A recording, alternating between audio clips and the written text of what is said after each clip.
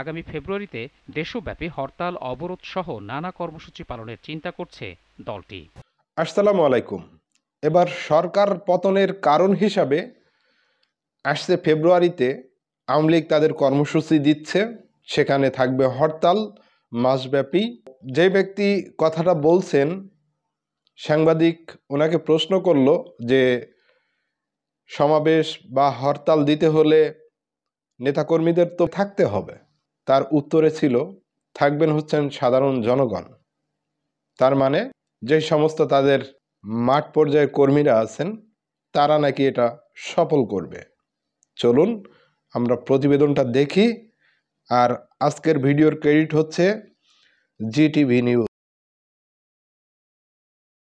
আসুক ফেব্রুয়ারি, দেখা যাক কি হয়, সময় তো বলে দিবে সবকিছু, তাই না?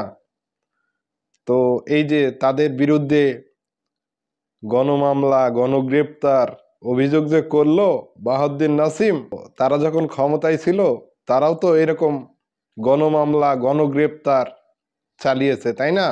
কথা তো একটাই, ইট মারলে পাটকেল খেতে হবে। সো যার পাপ তারই বর্তায়। ভিডিওটি শেষ করলাম। ভিডিওটি শেয়ার করবেন, অন্যকে দেখার সুযোগ করে দিবেন। নতুন হলে চ্যানেলটি সাবস্ক্রাইব করে যাবেন। সবাই ভালো থাকবেন, সুস্থ থাকবেন। আসসালামু আলাইকুম।